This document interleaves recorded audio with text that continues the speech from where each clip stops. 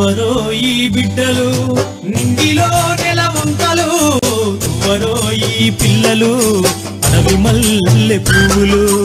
ఎవ్వరో ఈ బిడ్డలు నింగిలో నెల వంకలు, ఎవ్వరో ఈ పిల్లలు అడవి మల్లె పువ్వులు. నడుముల్లో తూటాల దండలు, నడుముల్లో తూటాల దండలు, వాళ్ళ నడకల్లో ఎర్రాని జెండలు. ఎవ్వరో ఈ వెల్కమ్ టు అమ్మా న్యూస్. నేను ప్రణయ్. తెలంగాణ అంటేనే ఆటపాట, అనేక పాటలు, ప్రకృతి వడిలో పులకరించే అనేక పాటలు, పల్లె పాటలు. అలాంటి పల్లె పాటలకు ప్రాణం పోసింది మన జయరాజన్న. వానమ్మ వానమ్మ అంటూ మొదలై ఇప్పటి వరకు అనేక పాటలు పల్లె నుంచి ప్రకృతిపైకి ప్రతి ఒక్కదానిపై కూడా జయరాజన్న రాసిన పాట అనేకం, అనునిత్యం కూడా ప్రజల గుండెల్లో ఉంటుంది. సింగరేణిలో ఉద్యోగం చేసుకుంటూ ఆయన ఉద్యమకారుడయ్యాడు. అలా ఒకటి కాదు, రెండు కాదు, అనేక ఉద్యమాలలో, అది తెలంగాణ ఉద్యమంలో కీలక పాత్ర వహించి ప్రాణాన్ని సైతం లెక్క చేయకుండా పాటలకు ప్రాణం పోసిన జయరాజన్న ఈరోజు మనతో ఉన్నారు. ఆయనది ఒక చిన్న ప్రోమో చూద్దాం. అమ్మ సింగరేణి, అమ్మ సింగరేణి, సల్లంగా చూడవే తల్లి సింగరేణి. అమ్మ సింగరేణి, అమ్మ సింగరేణి, సల్లంగా చూడవే తల్లి సింగరేణి. అమ్మ సింగరేణి, మా తల్లి సింగరేణి. అవ్వ సింగరేణి, మా బువ్వ సింగరేణి. ఎవ్వరో ఈ బిడ్డలు ఇందిలో నెల వంకలు, ఎవ్వరో ఈ పిల్లలు అడవి మల్లె పువ్వులు. ఎవ్వరో ఈ బిడ్డలు ఇంగిలో నెల వంకలు, ఎవ్వరో ఈ పిల్లలు అడవి మల్లె పువ్వు.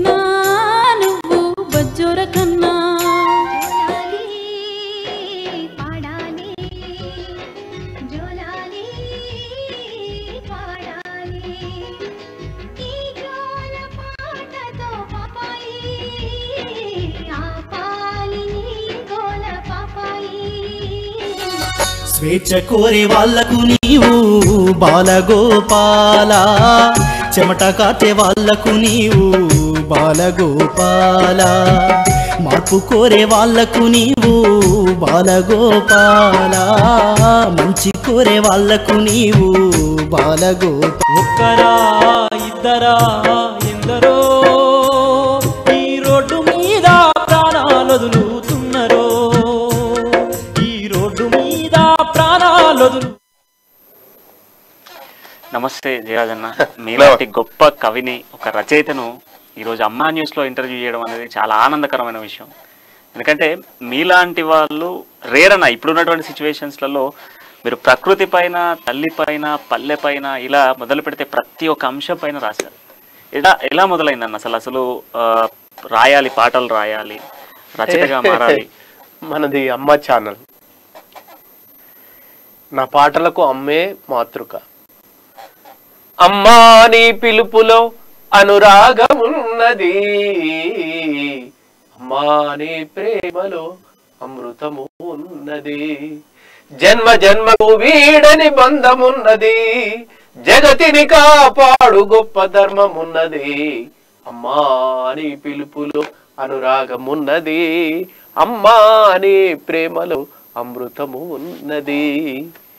కడుపులో పడినప్పుడు కన్న కలలు ఎన్నో తల్లి, కాన్పులో నువ్వు పడ్డ బాధ రాయగలన తల్లి, పాలు దాగుతుంటే మనసు పరవశించెనంట, కమ్మనైన అమ్మ పాలే బిడ్డకు బలమంట, నడక నేర్చేటందుకు నువ్వు కుంటిదారవైనవు, మాట నేర్పేటందుకు నువ్వు ఎడ్డిదానవైనవు, అమ్మా నన్ను ఊయలేసి కోయిలమ్మవైనవు, అమ్మా నీ ఒడిని మొదట పడిని చేసుకున్నావు, పాట పాడుతుంటే గుండె దరువులేసినావు, ఆటలాడుతుంటే గెలిపించి ఓడినావు, అమ్మా నీవు కొడితే చిరుజల్లు కురిసినట్లు, అమ్మా నువ్వు తిడితే మీద పూలు చల్లినట్లు, దేవతలతో పోల్చి నీకు పూజ చేయలేను, ఏ దేవత నీలా నాకు జన్మనివ్వలేదు, అమ్మా నా కడుపున నువ్వు తిరిగి పుట్టగలవా, అమ్మా నా కూతురు అయి ఆడి పాడగలవా, అమ్మా నీ పిలుపులో అనురాగమున్నది, అమ్మా నీ ప్రేమలో అమృతము ఉన్నది. అలా ఎన్ని పాటలు, అనేక పాటలు రచించారు. అమ్మ మీదనే ఎన్ని పాటలు ఉన్నాయో. అమ్మ చనుబాల రుణం ఎట్లా తీరిపోవునో, అమ్మ ముద్దు మురిపాలెట్లా మరిచిపోదునో, ఎన్ని జన్మలైనా అమ్మ ప్రేమ వీడిపోదురా, అమ్మ కాళ్ళ కింద చెప్పునైనా చాలి జన్మరా, బండరాళ్ళకైన బిడ్డ మీద ప్రేమలుంటాయి, నెత్తిరెత్తుకున్న బిడ్డలాను దించనంటవి, ఆ కొమ్మల్లో కోయిలమ్మ కోరికుంటది, కోటి రాగాలన్నీ పిల్లలకు నేర్పుకుంటది, ఎన్నో ఆశలతో అమ్మ నిన్ను సాదుకుంటది, అమ్మ లేదనంటే కాలమంతా ఆగిపోతది, అమ్మ చనుబాల రుణం ఎట్లా తీరిపోవునో, అమ్మ ముద్దు మురిపాలెట్లా మరిచిపోతునో. ఇన్ని అమ్మ మీద సూపర్ హిట్. అనేక పాటలు కూడా అమ్మ మీద సూపర్ హిట్ అయిన సాంగ్స్. వందనాలమ్మా అమ్మా, వందనాలమ్మా, వందనాలమ్మా నీకు వందనాలమ్మా. ఇలా మా అమ్మ పాట అనేది వందనాలమ్మ అనేది చాలా ఇముడికపోయినటువంటి పాట. చాలా మంది గుండెల్లో ఇప్పటికీ కూడా ఆ పాట మెదులుతా ఉంటది. ఎక్కడికి వెళ్ళినా కూడా అమ్మను స్మరించుకునే ముందు ఈ పాటను చాలా మంది కూడా ఈ సందర్భాలలో ఇప్పటికీ కూడా వాడుతూ ఉంటారు. అంటే అంత గొప్ప అమ్మ ప్రేమ. అందులో వెళ్ళిపోయావా వెళ్ళిపోయావా అమ్మా చెల్లిపోయావా, జన్మనిచ్చిన తల్లివమ్మా, జన్మనిచ్చిన తల్లివమ్మా, నీ తెగిపడ్డ పేగునోయమ్మా, నీ చావు చూసిన గంగమ్మ కొంగున ముఖమెట్టి ఏడ్చెనోయమ్మా, కూడు లేని వాళ్ళకు కుండలో మెతుకువై గుడిసె గుండెల్లోన దీపమైనావు, వెళ్ళిపోయావా అమ్మా చెల్లిపోయావా, వెళ్ళిపోయావా నన్ను విడిసిపోయావా. అలాంటి అమ్మ సెంటిమెంట్స్, అమ్మ సాంగ్స్ నాకు చిన్నప్పటి నుంచి అమ్మ మీద ఉండే ప్రేమ అవి చాలా బాగా పనిచేస్తాయి. అమ్మ జన్మనిస్తే నాన్న నడక నేర్పినంటారు. నాన్న కోసం కాళోజీ నారాయణరావు గారు ఒక మాట అంటాడు, కాళ్ళు తడవకుండా సముద్రాన్ని వీదొచ్చు గాని కన్ను తడవకుండా సంసారాన్ని వీదలేమని. ఈ సంసారం బాధ్యత మొత్తం కూడా ఎక్కువగా నాన్న మోస్తా ఉంటాడు. మా నాన్న తెలంగాణలో సగటు మనిషి జీవితం ఎలాంటిదో మా నాన్న జీవితం అలాంటిది. మా నాన్న ప్రభావం నా మీద చాలా ఉంది. నాయనా నీ మట్టి కాళ్ళకు దండమే ఓ నాయనా, నాయనా నీ మంచి మనసుకు దండమే ఓ నాయనా, గొరుకొయ్య గొట్టంగా నాగల్లు గట్టంగా సాలు ఇరువాలేసి ప్రాణాలు పెట్టంగా, నెత్తురింకి నేల ఎర్రనాయనేమో చెమ్మట్ట చుక్కలే ఊట చెలిమెలాయేనేమో, ఆకలి తీరదు అవమానముడగదు పనికి దగ్గ ఫలము ఏనాడు దొరకదు, నాయనా నీ కంటిలో కన్నీటి చెలిమెలున్నాయేమి నాయనా, నాయనా నీ కడుపులో ఆకలి మంటలారావేమి నాయనా గొర్రెల కొట్టమూర్చి బర్ల పెండ తీసి ఎడ్ల గిట్టలు గొట్టి గొడ్ల దారికి తెచ్చి ఆలమందలుగా సిప్పాలు పెరుగు తీసి దున్నపోతు కోరక దున్నటాన్ని నేర్పి పశులు మనుషులు కలిసి వ్యవసాయమును చేసి బురద పొలము నుండే భువ సృష్టించేవు నాయనా నీ ఊరేది పేరేది ఊరిలో గుడిసేది నాయనా నాయనా నీ చేరేది చెలకేది చెరు వెనుక సెంటేది నాయనా చేరు చూడాకుంటే పానమాగాదాయే అడవి పందులు వస్తే నిద్ర పట్టాదాయే కంటి చూపును తీసి చేరు కంచగ నాటి మంచ పైన చేరి దంచి పాటలు పాడి నాయనా నువ్వు పాట పాడితే సేను పొట్టకొచ్చి నాది నాయనా నాయనా నీ మాటలింటూ కంకి పాలు పోసుకుంది నాయనా నువ్వు సుట్టదాగేది అమ్మకు చుట్టేది నువ్వు కళ్ళు తగితే అమ్మకు తెచ్చేది అమ్మ నువ్వు కలిసి ఆడి పాడుతుంటే కష్టం అన్నది మరిసి కడుపు నవ్వేది నాయనా మన పేదోళ్ళ గుడిసెలే ప్రేమ కానా వాళ్ళు నాయనా నాయనా మనకు ఎండమావులే గాని హెచ్చు తగ్గులు లేవు నాయనా ఇదంతా నాన్నను మీ మనసులో ఊహించుకొని పాడినటువంటి పాటలా అనిపించింది నాకు. మా నాన్న జీవితమే మొత్తం జీవితం. ఇప్పుడు అమ్మా నాన్నను మీరు చిన్నప్పటి నుంచి చూసిర్రు, వాళ్ళని చూసుకుంటూ పెరిగిర్రు. సో వాళ్ళ పెంపకంలో వాళ్ళు పడ్డటువంటి కష్టాలు, వాళ్ళ యొక్క ఇబ్బందులు అన్నిటినీ కూడా కలగలుపుకొనే మీ గొంతు నుంచి అది పాటల్లా మీ చేతి నుంచి ఒక రాతలా బయటకు వచ్చింది అనిపించింది. అంటే చాలా మంది రచయితలకు ఓ జీవితం ఉండదు. నా అదృష్టం ఏంటంటే నాకు ఓ జీవితం ఉంది. మా అమ్మ నాన్న ఎద్దు వ్యవసాయం జీతగాడు పని అసలు ఆ కన్నీళ్ళు ఆ దుఃఖంతో కూడా నాకు చాలా. అలా ఇప్పుడు మీరు గ్రామీణ ప్రాంతంలో పుట్టిర్రు, అక్కడి నుంచి మీరు చదువుకుంటున్న దశలనే సింగరేణిలో జాబ్ వచ్చింది. సింగరేణిలో జాబ్ చేసుకుంటేనే ఉద్యమాలకు పోవాలన్నటువంటి ఆలోచన ఎందుకు మొదలైంది అక్కడ? అసలు నేను మన ఊర్లు ఎలా ఉంటాయంటే ఈ దేశంలో కొంతమంది ప్రజలకు ఊరు ఉండదు. అవును, నీ ఊరు ఏదంటే పలాని ఊరు అని చెప్తారు, కానీ ఊరు పక్క ఒక వాడ ఉంటది కదా, పలాని వాడని నేను చెప్పుకోగలుగుతానా కదా. అసలు ఈ దేశంలో చాలా మంది ప్రజలకు ఇది నా ఊరు అని చెప్పుకోవటానికి ఊరు ఉండదు అక్కడ. ఎందుకంటే ఆ ఊర్లో వాడి ఇల్లు ఉండదు కాబట్టి. వీడు ఎక్కడో చెరువు గట్టున్నో లేకుంటే ఊరుకు దూరంగా ఉంటారు. అలాంటి ఒక వాడలో ఉన్నది ఊరి బయట దాని పేరే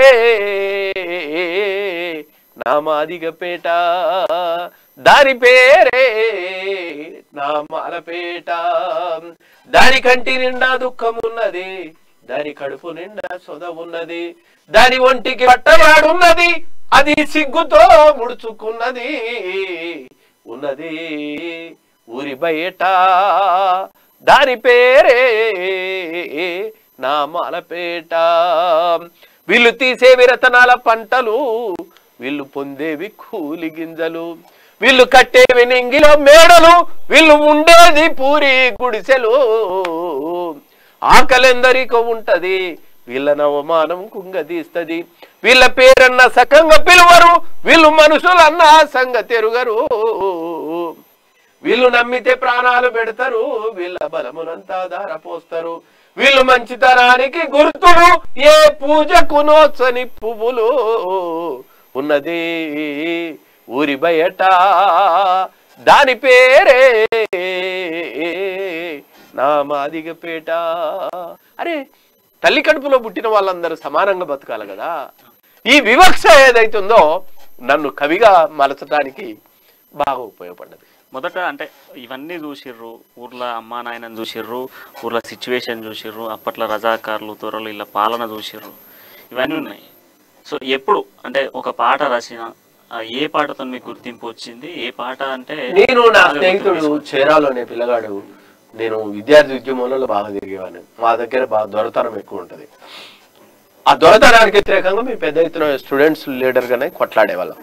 కొట్లాడితే మమ్మల్ని కాలేజీలో డిబార్ చేశారు, బేడీలు వేసుకున్నారు, జైల్లోకి పంపారు. ఇవన్నీ చేశారు. అలా నేను కాలేజీలో పాట పాడటం, కాలేజీలో ఆట ఆడటం, కాలేజీ విద్యార్థులతో మమేకం కావటం, కాలేజీ విద్యార్థి ఉద్యమాన్ని నడపటం, ఆ దశలోనే నేను అడవులు, కొండలు, జలపాతాలు, విప్లవం, అడవిలో అన్నలు అందరితోటి కలవటం అనేది మొదలైంది. అట్లా వాళ్ళ మీద కూడా అద్భుతమైన పాటలు రాశాను. నాకు చాలా ఇష్టమైన పాట, నాకు అన్ని అంటే మీకు చాలా, అంటే మీరు రచించినటువంటి పాటల్లో చాలా ఇష్టమైనటువంటి పాట మీకు? ఈ దేశం కోసం, ఈ ప్రజల కోసం తన ఊరు వదిలి, వాడ వదిలి, తల్లిని వదిలి, తండ్రిని వదిలి జీవితకాలం ఉద్యమంలో పనిచేసిన వాళ్ళు నా మిత్రులు చాలా మంది ఉన్నారు. వాళ్ళని తలుచుకున్నప్పుడు నాకు చాలా దుఃఖం వస్తుంది. ఎవరో ఆ బిడ్డలు నింగిలో నెల వంకలు, ఎవరో ఈ పిల్లలు అడవి మల్లె పువ్వులు, వాళ్ళ నడుముల్లో తూటాల దండలు, వాళ్ళ నడకల్లో ఎర్రాని జెండలు, ఎవరో ఈ బిడ్డలు దొరల భూములెన్ని పంచినా ఒక్క సెంటు భూమి వీళ్ళు అడగలే, చెరువు కట్టలెన్ని పోసినా ఒక్క చేను కంకి వీళ్ళు ముట్టలే, ఆకలి దప్పులు మరిసిరి అడవిలో అన్నలై తిరుగుతుండిరి, ఎవరో ఈ బిడ్డలు పేరు కొరకు వచ్చిరందున అమ్మ నాన్న పెట్టిన పేరు చెప్పరు, ఆస్తి కొరకు వచ్చిరందున వీపున సద్ది మూట కూడా ఉండదు, రాయన్న రప్పన్న సెట్టన్న పుట్టన్న చీకట్లో వెన్నెలై కాసిన చంద్రన్న, ఎవరో ఈ బిడ్డలు నింగిలో నెల వంకలు, ఎవరో ఈ పిల్లలు అడవి మల్లె పువ్వులు. విప్లవోద్యమంలో వాళ్ళ జీవితాన్ని గానం చేసే అవకాశము నాకు చాలా వచ్చింది. విప్లవోద్యమంలో ఈ ఒక్క పాట కాదు, ఎన్ని పాటలు రాశాను. ఎందుకు అంటే విప్లవం పైన ఇంత బాగా రాసి, ఇంత బాగా పాడి, విప్లవం గురించి మాట్లాడిన, అన్నల గురించి మీరు ఇంత అద్భుతమైన పాట రాశారు, ఎందుకు తర్వాత ఎందుకు మళ్ళీ అన్నల గురించి కొంత రివర్స్ లో? అదేం లేదు, నేను అన్ననే, ఆ రోజు అన్ననే, ఈ రోజు అన్ననే. ఆ రోజు విప్లవం అవసరం, ఈ రోజు విప్లవం అవసరం. నా జీవితం కూడా ఇది, ఈ ప్రపంచ గమనాన్ని మార్చింది మార్క్సిజం. అవును కదా, ఒక మనిషి ఇంకో మనిషిని దోపిడీ చేయని వ్యవస్థ కావాలని కోరుకునేది మార్క్సిజం. అందుకనే నేను మార్క్సిజాన్ని ఎప్పుడు వదిలిపెట్టలేదు. మార్క్సిజం నా సిరలు, మార్క్సిజం నా దమనులు అంబేద్కరిజం, నా హృదయం బౌద్ధారామం, ప్రకృతే నా పవిత్రాశ్రమం. కాబట్టి మార్క్సిజం లేకుండా అందరూ సమానంగా బతకాలనే ఒక సైద్ధాంతికమైన పునాది ఇచ్చింది మార్క్సిజం. నేను ఇప్పుడు మార్క్సిస్టునే. ఇప్పుడు అడిగితే ఏం చెప్తారు కమ్యూనిస్టుల గురించి? అంటే కమ్యూనిస్టులు అంటే ఈ దేశంలో ఉన్న కమ్యూనిస్టులను చూసి మనం మార్క్సిజం అంచనా వేయకూడదు. మార్క్సిస్టు చూసి మార్క్సిజాన్ని అంచనా వేయకూడదు. మార్క్సిస్ట్ సిద్ధాంతం ఎంత గొప్పది, అది ప్రపంచ గమనాన్ని ఎలా మార్చిందో మనం చూసుకోవాలి కదా. అట్లనే అంబేద్కరిస్టులను చూసి అంబేద్కర్ని అంచనా వేయకూడదు. అంబేద్కర్ ఎంత గొప్ప సిద్ధాంతం ఈ ప్రపంచానికి ఇచ్చాడనే విషయాన్ని మనం చూడాలి. అట్లాగే అలా మనం వాళ్ళ ఆ సైద్ధాంతికమైన పునాది ఉండాలి, కానీ పూజారిని చూసి గుళ్ళో దేవుణ్ణి లెక్కేయలేము కదా కదా. కాబట్టి ఈ పూజారి మంచోడు కాదు కాబట్టి ఈ దేవుడు కూడా మంచోడు అనలేము కదా. కాబట్టి ఇలా కమ్యూనిస్టులను చూసి అంబేద్కరిస్టులను చూసి అంబేద్కర్ని అంచనా వేయకూడదు, మార్క్స్ను అంచనా వేయదు. మార్క్సిజం అజేయమైంది, అది విశ్వజనీతమైంది, ఓ దోపిడీ లేని సమాజం కావాలని కోరుకునేది. ఇప్పటికీ నేను మార్క్సిజాన్ని నమ్మే ఉన్నాను. సో ఇంత మాటలలో ఒక మాట బాగా అనిపించింది, మీరు రాసిన పాటలలో కూడా ఒక చెట్టు పైన రాశారు, అంటే చెట్లనన్నీ కూడా తొలగిస్తూ ఉంటే ఆ పాట బాగా హైలైట్ అయింది మీ చెట్లది. ఒక్కసారి మీ నోట పాట వినాలి. పచ్చని చెట్టు నేను రా, పాలుగారే మనసు నాదిరా, కొమ్మను నేను రెమ్మను నీకు తోడుగా ఉండే అమ్మను, మీ పొలమును దున్నిన నాగలై పంటను మోసిన బండినై, అమ్మమ్మ చేతిలో కవ్వమై తాతయ్య చేతిలో కర్రనై, అమ్మ పాటతో ఊగిన ఊయలై ఆ పాడేటి పిల్లన గ్రోవినై, నింగి మబ్బుల్ని వానగా బలిసినము చేను చెలకల్లి నీళ్లతో దడిపినం, చెడ్డగాలి మంచి పీల్చినం, మీకు ప్రాణవాయువుల్ని పోసినం, మీకు కనువిందు చేసిన పువ్వులం, మీ కడుపా కలి తీర్చే పండులము, అలసిపోతే నీడనిచ్చినం చల్ల గాలితో ఒళ్ళంతా తడిపినం ఎగిరే పక్షుల్ని ముద్దాడి పెంచినం లేడి పిల్లల్ని ఒళ్ళోన దాపినం అడవికొచ్చిన మునులను సాధినం బోధి వృక్షమై బుద్ధుల్ని చేసినం మీరు కూర్చుంటే కుర్చీ పీటలం పడుకుంటే పందిరి మంచాలం మేము కంటికి రెప్పలా కాసినం మీ ఇంటికి ముందర గడపలం మీరు రాసుకున్న తెల్ల కాగితం మీకు తెలివి పెంచినట్టి పుస్తకం మీ రోగాల నొప్పుల్లో మందులం మిమ్ముకడసారి కాల్చేటి కట్టెలం పచ్చని చెట్టును నేను రా పాలుగారే మనసు నారా. అన్న ఎప్పుడు అసలు మీరు ఉద్యమాలకు ఎప్పుడు మొదలయ్యారు?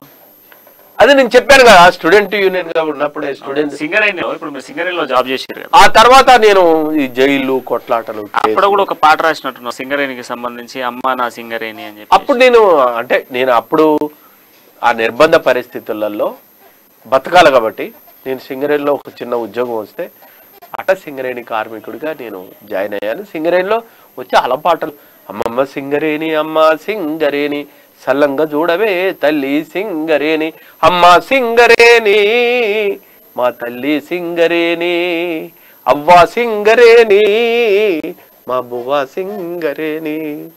నువ్వు కాలు పెడితే రైలు బండి ముందు కొరుకును, నువ్వు కాలుతుంటే కరెంటు వెలుగులవును, నీ చెమటతోటే చలవరాతి మేడలాయను, నేనెత్తురంత మిల్లులకు సత్తువాయను. అమ్మ సింగరేణి మా తల్లి సింగరేణి అవ్వ సింగరేణి మా బువ్వ సింగరేణి. సింగరేణిలో చేసేటప్పుడు ఉద్యమం కొంత ముందుకు తీసుకెళ్లారు.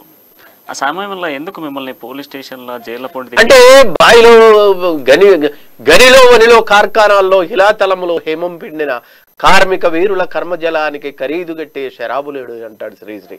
గనిలోకి వెళ్ళిన వాడు మళ్ళీ బయటకు వస్తాడనే నమ్మకం లేని రోజులవి. అలాంటి స్థితిలో బొగ్గుగని కార్మికులను వెంటేసుకొని వాళ్ళకు సేఫ్టీ రూల్స్ కావాలి, వాళ్ళకు జీతాలు పెరగాలి అని నేను పెద్ద ఎత్తున కొట్లాడాను. ఆ బావులను మొత్తం కూడా ప్రైవేటు వాళ్ళకి ఇస్తుంటే, పెట్టుబడిదారులకు ఇస్తుంటే, గవర్నమెంట్ చేయాల్సిన పనిని పెట్టుబడిదారులకు ఇస్తున్నప్పుడు అప్పుడు కార్మికులను ఎంట పెట్టుకొని భారీ యంత్రాలకు వ్యతిరేకంగా పెద్ద ఎత్తున అన్న రాజన్న అన్న రాజన్న రాజన్న సింగరేణి బతుకు సీకటైనాదే రాజన్న, బావులకు బతుకులకు తాళాలు పడతాయి రాజన్న, చేతికి మూతికి తాళాలు పడతాయి రాజన్న, అప్పులోళ్లకు నువ్వు పెట్టగడతావు రాజన్న, చిట్టిలోళ్లకు నువ్వు చిట్టెట్టగడతావు రాజన్న, ఎదిగిన బిడ్డకు పెళ్లి ఎట్లా చేస్తావు రాజన్న, ఎదుగుతున్న కొడుకు కొలువు ఎట్లా తెస్తావు రాజన్న, అన్న రాజన్న అన్న రాజన్న రాజన్న సింగరేణి బతుకు సీకటైనదే రాజన్న. అలా సింగరేణి కార్మికుల్ని వెంట పెట్టుకొని భారీ యంత్రాలకు వ్యతిరేకంగా కొట్లాడినాం. ఆ సందర్భంగా జైలు పోయాం, జైల్లో కూడా పాటలు రాసాం. రీసెంట్ గా 25 వసంతాలు ఏదో పూర్తి చేసినట్టు అది ఇప్పుడు కాదు కదా 25 వసంతాలు అంటే. ఎందుకు అసలు 25 వసంతాలు పూర్తి చేయాలి, ఈ కార్యక్రమాన్ని నిర్వహించాలి అనుకున్నారు? అంటే దానికి ప్రధానమైన కారణం ఏంటంటే, నేను విప్లవ ఉద్యమంలో, సింగరేణి ఉద్యమంలో, జైలు కొట్లాటలు, అరెస్టులు దశలోనే నాకు క్యాన్సర్ లాంటి వ్యాధి. నేను నిమ్స్ హాస్పిటల్లో జాయిన్ అయ్యాను. నా డాక్టరు 2 నెలల కంటే ఎక్కువ బతకమని చెప్పాడు. అలాంటి టైంలో నేను ఈ 25 నేను వెళ్ళిపోతే ఈ సాహిత్యం, ఈ పాటలు, ఇవన్నీ ఒక్కపాలి ఈ ప్రపంచానికి పరిచయం చేయాలి అనే ఉద్దేశంతో నేను 25 సంవత్సరాల నా జీవితం మీద పెట్టాను. కానీ నేను చావలేదు. చావకపోవటానికి ఒక బలమైన కారణం, నేను క్యాన్సర్ని గెలవటానికి ఒక బలమైన కారణం, బాబాసాహెబ్ అంబేద్కర్ దినచర్య అనే పుస్తకం చదివాను. తర్వాత ఆయన జీవితం చదివాను. ఆయన బౌద్ధం చెప్తే బౌద్ధం మీద చదివాను. ఆయన పూలే గురించి చెప్తే పూలే గురించి చదివాను. ఆయన సావిత్రిబా గురించి చెప్తే సావిత్రిబా గురించి రాశాను. వీళ్ళందరి మీద పాటలు రాసుకుంటూ వెళ్ళిపోయాను. మీకు క్యాన్సర్ వచ్చి డాక్టర్స్ కడుపు పగులుతుంది, ఎందుకు వస్తున్నావు ఉద్యమ పాటలకు అని చెప్పినా కూడా ఆపకుండా ఉద్యమ పాటలు పాడినట్టు పోయాను నేను. అప్పుడే తెలంగాణ ఉద్యమం ప్రారంభమైంది. నేను గద్దరన్న ఇద్దరం కలిసి పెద్ద ఎత్తున మనుగురు కా నుంచి ఆదిలాబాద్ వరకు నడుచుకుంటూ వెళ్ళాం. శ్రీరాంపూర్ వచ్చిన తర్వాత అక్కడ ప్రజలందరూ కూడా పెద్ద ఎత్తున పాడు పాడు పాడు అన్నారు. పాడే వరకే మళ్ళా కడుపుకేసిన కుట్లు 10 కుట్లు పడిగి రక్తం వచ్చింది. మళ్ళా నన్ను తీసుకొని వెళ్ళి హాస్పిటల్లో జాయిన్ చేసి మళ్ళా కుట్లేసి నన్ను మంచిగా చేశారు. ఇవన్నీ చేశారు. అవని అనే పుస్తకం ఒకటి రచించినట్టు. అవని పుస్తకం ఈ దాదాపు ప్రపంచ అంటే నేను బాబాసాహెబ్ అంబేద్కర్ని చదివిన తర్వాత, నేను గౌతమ బుద్ధుడిని చదివిన తర్వాత, నేను జ్యోతిబా గురించి చదివిన తర్వాత వాళ్ళందరి మీద అద్భుతమైన సాహిత్యం మొత్తం కూడా ఒక రకంగా చెప్పాలంటే ఈ 10 సంవత్సరాల్లో తెలంగాణ ఉద్యమంలో వచ్చిన కవులందరూ కూడా తెలంగాణతోటి ఆగిపోయారు. కానీ నేను అనలేదు. ఎప్పుడైతే నేను బాబాసాహెబ్ అంబేద్కర్ని నేను చదివానో, జగోరే జాగో అంబేద్కర్, జగత్ జననేత అంబేద్కర్, భవితకు మార్గం అంబేద్కర్, బడుగులకు ప్రాణం అంబేద్కర్, మా బల్లో టీచర్ అంబేద్కర్, మా బతుకు ఫ్యూచర్ అంబేద్కర్, మా దారికి టార్చ్ అంబేద్కర్, భారత్కు మార్క్స్ అంబేద్కర్, కులానికి శూలం అంబేద్కర్, మతానికి మందురా అంబేద్కర్, మనువుకు మరణం అంబేద్కర్, మానవత మూర్తి అంబేద్కర్, భువకై పూరితే అంబేద్కర్, భూములను పంచితే అంబేద్కర్, పరిశ్రమల వాటా అంబేద్కర్, ప్రగతి జన సూత్రం అంబేద్కర్, మా ఇంటి నీడ అంబేద్కర్, మా కొలువుల జాడ అంబేద్కర్, ప్రేమికుల స్వప్నం అంబేద్కర్, పేదలకు రాజ్యం అంబేద్కర్, జగోరే జాగో అంబేద్కర్, జగత్ జననేత అంబేద్కర్, భవితకు మార్గం అంబేద్కర్, బడుగులకు ప్రాణం అంబేద్కర్. ఆయనని ఈ దేశంలో ఉన్న ఓ చైనాకు మావో ఉంటాడు, ఓ రష్యాకు లెనిన్ ఉంటాడు. అసలు భారతీయ సమాజానికి ఒక డెమోక్రసీ ఇచ్చిన మహానుభావుడు, ఒక సామ్యవాదాన్ని ఇచ్చిన మహానుభావుడు, 8 గంటల విధానాన్ని తీసుకొచ్చిన మహానుభావుడు, భూమి జాతీయం చేయాలని చెప్పిన మహానుభావుడు, తల్లికి కొడుకు బిడ్డ ఇద్దరికి పుడితే ఇద్దరికి సమాన హక్కులు ఇవ్వాలని కొట్లాడి హిందూ కోడ్ బిల్లు తీసుకొచ్చిన మహానుభావుడు, ఈ దేశం యొక్క జాతీయ జెండా ధర్మచక్రం కానుంచి మొదలు పెడితే, ఈ పార్లమెంట్ హౌస్ కానుంచి మొదలు పెడితే, ఈ దేశంలో ఉన్న ప్రజలందరికీ ఓటు కావాలని కొట్లాడిన మహానుభావుడు, తెల్లవాళ్ళని మొట్టమొదటి సమావేశంలోనే రౌండ్ టేబుల్ సమావేశంలో బ్రిటిష్ వాడికి స్వాతంత్రం నా జన్మ హక్కు అని కొట్లాడిన మహానుభావుడు. అలాంటి మహానుభావుడు నా చేతికి ఎప్పుడైతే దొరికాడో నా క్యాన్సర్ వెళ్ళిపోయింది. అవని అనే పుస్తకంతోనే చాలా పేరు వచ్చింది అనుకుంటాను. పేరు రావటం వేరు, పేరు కంటే ఆయన నాకు గౌతమ బుద్ధుడు, బాబాసాహెబ్ అంబేద్కర్ ఇచ్చిన ఇన్నర్ గ్రోత్ ఉందే, ఆ గ్రోత్ తర్వాత నేను ప్రకృతిని ఆస్వాదించాను. సో ఎప్పుడు అంటే జయరాజన్న ఏ టైంలో ఉద్యమంలో కీలక పాత్ర వహించడం స్టార్ట్ చేసిండు, ఏ టైంలో వెళ్ళిండు, కేసీఆర్ ఎప్పుడు పిలిచిండు మిమ్మల్ని? నేను సింగరేణి ఉద్యమం నడిచే రోజుల్లోనే తెలంగాణ ఉద్యమంలో నేను ఆదిలాబాద్, మనుగూరు నుంచి ఆదిలాబాద్, నేను గద్దరన్న లాక్స్ ఆఫ్ పీపుల్ని వెంట పెట్టుకొని మేము ఎప్పుడైతే తెలంగాణ కోసం కొట్లాడామో అప్పుడు కేసీఆర్ కూడా పార్టీ పెట్టాడు, ఉద్యమం నడుస్తుంది, ఆ ఉద్యమానికి సపోర్ట్ చేయమని నన్ను అడిగాడు. కొన్ని వేల మందితోటి ఆయన నా మా ఇంటికి వచ్చాడు, వచ్చి నన్ను ఆ ఉద్యమంలో జాయిన్ చేసుకున్నాడు. ఆ ఉద్యమంలో నేను తెలంగాణ వచ్చేంత వరకు కూడా ఒక క్రియాశీలకమైన పాత్ర పోషించాను.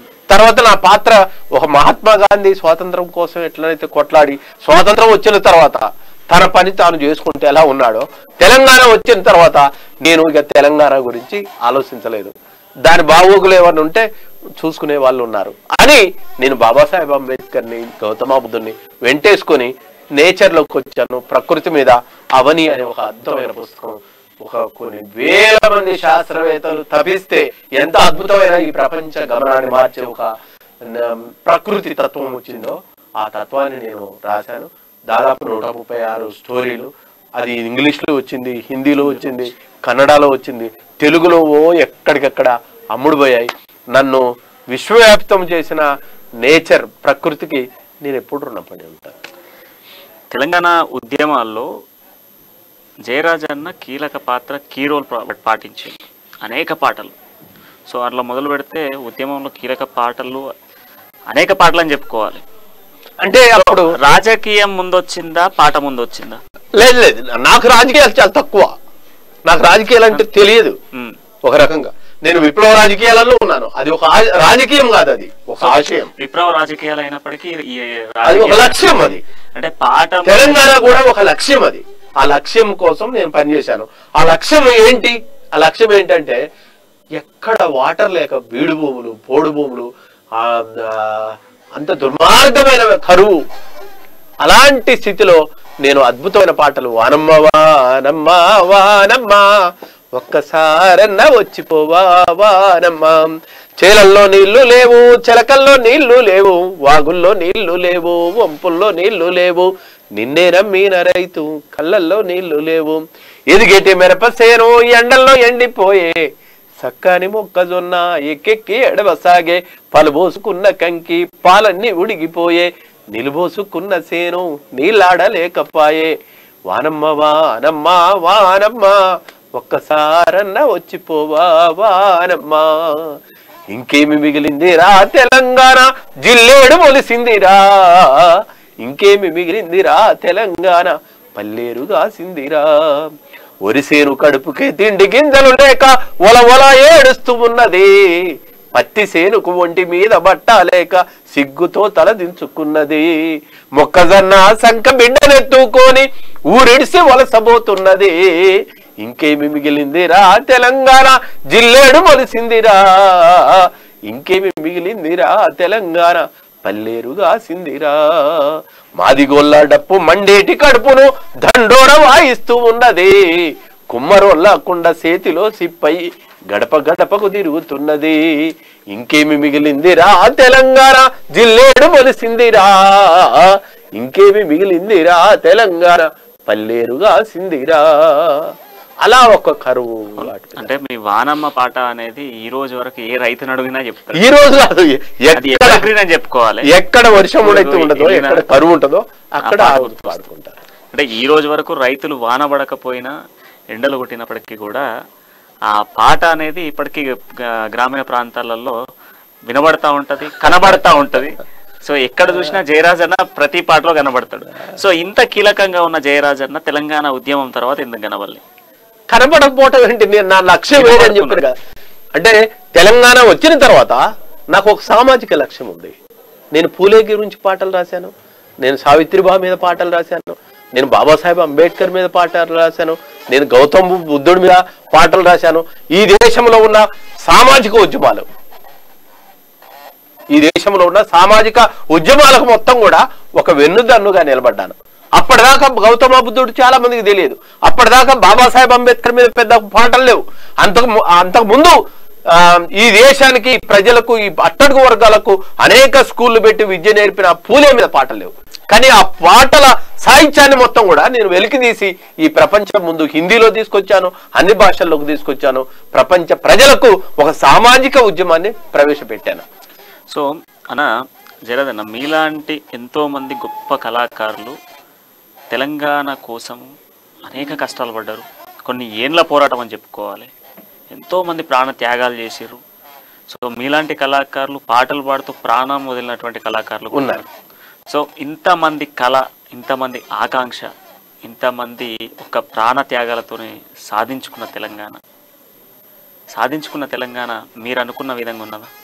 అంటే తెలంగాణ ఉద్యమంలో కూడా నేను భ్రమల్లో ఉండి ఉద్యమంలో పాల్గొనలేదు. ఈ దొరలు ఎలాంటి వాళ్ళో నాకు తెలుసు బాగా. ఈ దొరలు ఎలాంటి దొరలు అంటే, వీళ్ళు నైజాము రాజు అధికారంలో ఉన్నప్పుడు ఈ దొరలు మొత్తం భూములు, పల్లెలు, దొరల గడిలు మొత్తం వీళ్ళ చేతుల్లో ఉన్నాయి. స్వాతంత్రం పటేల్ సైన్యం ఎప్పుడైతే వచ్చిందో కాంగ్రెస్ జెండా పట్టుకొని మళ్ళీ భూములను అట్టి పెట్టుకొని అట్లే ఉన్నారు. అనేక మంది కమ్యూనిస్టులు పెద్ద ఎత్తున భూస్వాములకు వ్యతిరేకంగా కొట్లాడారు.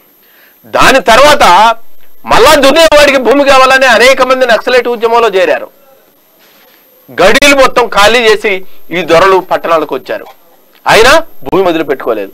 అలాంటి వాళ్ళు తెలంగాణ ఉద్యమంలో కూడా పాల్గొని తెలంగాణ రాష్ట్రం ఎప్పుడైతే వచ్చిందో ఆ భూములు మొత్తం పట్టా చేసుకున్నారు, మళ్ళా గడీలు మొత్తం వెలిగేటట్టు చేసుకున్నారు, మళ్ళీ వాళ్ళ అధికారాన్ని సుస్థిరపరచుకున్నారు. కాబట్టి తెలంగాణ ఆకాంక్ష వల్ల అంతా నెరవేరిందా అంటే నెరవేరదు. ఎట్లా నెరవేరుతుంది? ఈ దేశంలో నేను తెలంగాణ ఉద్యమంతో అన్ని నెరవేరితే నేను మార్క్సిస్ట్ అవుతాను, తెలంగాణ ఉద్యమంతో అన్ని నెరవేరితే నేను అంబేద్కర్ ఇచ్చినట్టు అవుతాను కాదు కదా. కాబట్టి ఎప్పుడు నిర్విరామంగా విప్లవం అవసరమే. ఆ విప్లవోద్యమం ద్వారా ఏదైతుందో ఈ దున్నేవాడికి భూమి కానీ, ఈ దొరల రాజ్యం కానీ, ఈ పెట్టుబడిదారి వ్యవస్థను కానీ మనం కూల్చగలుగుతాము. అప్పుడున్న పల్లెలకు ఇప్పుడున్న పల్లెలకు కంపేర్తో ఒక చిన్న లైన్ పాట అన్న మా కోసం. అంటే అప్పుడున్న పల్లెలకు ఇప్పుడున్న పల్లెలకు తేడా అంటే ఒకనాడు పల్లెలు చాలా ఉన్నతంగా ఉండేవి. మీరు మేము జీవించటం, మోటబాయి ఉండేది కదా, మంచి స్వచ్ఛమైన వాటర్ ఉండేది, మనం వాగుల్లో ఈత కొడితే కలుషితం లేని నీరు తాగేవాళ్ళం. కానీ ఈరోజు మొత్తం విషతుల్యం అయిపోయినాయి. పాడి పంటలు, పసిడి రాసులు, ఆలమందలు, పాలధారలు, గరక పువ్వులు, గడ్డి పాన్పులు, తుమ్మెదలు, తూనీగ నవ్వులు, ఎన్నో ఉండి ఏమి లేదని బాధపడతావెందుకోయ్, జీవించటంలో ఉన్న మధురిమ తెలుసుకోలేవెందుకోయ్. అంత ఉన్నతమైన జీవితాన్ని మనం అనుభవించొచ్చాం. కానీ ఈరోజు ఏమైనాయి? మన గుట్టలు మొత్తం కొట్టివేశారు. గుట్టలు బోరున ఏడుస్తున్నాయి. మన కృష్ణా గోదావరి నదులు మొత్తం కూడా మలమూత్రాలు మోసే కేంద్రాలు అయిపోయినాయి. ఇవాళ నీళ్లు రావాలన్నా కానీ మంచి నీళ్లు దొరకని వాతావరణం మన కళ్ళ ముందాకు పడుతుంది. ఇవాళ పొలాలలో మొత్తం కూడా హరిత విప్లవం పేరుతోటి మన కాలంలో రైతు వ్యవసాయంగా పంచావు, ఎరువు తీసుకొని పోయి బండెడ్లతోటి పంటలు పండించే వాళ్ళు బ్రహ్మాండంగా పొలం కాడిపోతే ఒక చక్కని మాధుర్యమైన వాసనతోటి మనం జీవించే వాళ్ళం. కానీ ఈ రోజు ఏమైంది? ఈ పెట్టుబడిదారులు మొత్తం కూడా రసాయనిక ఎరువులేసి భూమిని మొత్తం కూడా చంపివేశారు. మళ్ళా పంట రావాలంటే మళ్ళా ఎరువు వేయాలి, అయినా రావట్లేదు. రైతు ఎరువు మందులు పెరిగినాయి, రైతు చచ్చిపోతున్నాడు. భూమి చావటం వల్ల రైతు చచ్చిపోయాడు. ధాన్యం రాక, గిట్టుబాటు తాక, రైతు ఎప్పుడైతే రైతు చావటమే తోటి ఆగలే, ఆ పంట తిన్న మనం అందరం కూడా రకరకాల వ్యాధులతోటి ఈరోజు చస్తున్నాం. ప్రతి మనిషికి ఏదో ఒక జబ్బుతోటి ఈరోజు బతుకుతున్నాం. దీనికి ప్రధానమైన కారణం ఈ పెట్టుబడిదారులు ఈ భూముల మీద విషతుల్యమైన ఎరువులు వేయటం, ఈ కృష్ణా గోదావరి నదులను మొత్తం కూడా కలుషితం చేయటం, ఈ దేశంలో ఉన్న అడవులను మొత్తం కూడా కొండల్ని మొత్తం కూడా కొట్టివేయటం. అందువల్ల నేను పర్యావరణ పరిరక్షకుడిగా ముందుకు వచ్చాను. ఒక విప్లవవాది ఒక పర్యావరణ పరిరక్షకుడిగా ఎందుకు వచ్చాడు అంటే, నా కళ్ళ ముందున్న చెట్టు పోతుంది, నా కళ్ళ ముందున్న గుట్ట పోతుంది, నా కళ్ళ ముందున్న నీళ్లు పోయాయి, నా కళ్ళ ముందున్న భూమి చచ్చిపోతున్నప్పుడు ఏ కవి అయినా ఏం చేస్తాడు? అందుకోసం నేను అవని అనే పుస్తకాన్ని తీసుకొచ్చాను. ఈ పర్యావరణ పరిరక్షణే ధ్యేయంగా ఇప్పుడు నేను పనిచేస్తున్నాను. సో అన్న ఒక 2 minutes ఒక చిన్న బ్రేక్ తీసుకుందాం, చిట్కలో కలుద్దాం. అంటే నేను చూస్తూనే ఉండండి అమ్మా న్యూస్. అమ్మమ్మ సింగరేణి అమ్మ సింగరేణి సల్లంగా చూడవే తల్లి సింగరేణి, అమ్మమ్మ సింగరేణి అమ్మ సింగరేణి సల్లంగా చూడవే తల్లి సింగరేణి, అమ్మ సింగరేణి మా తల్లి సింగరేణి, అవ్వ సింగరేణి మా బువ్వ సింగరేణి. ఎవ్వరో ఈ బిడ్డలు నిండిలో నెల వంకలు, ఎవ్వరో ఈ పిల్లలు.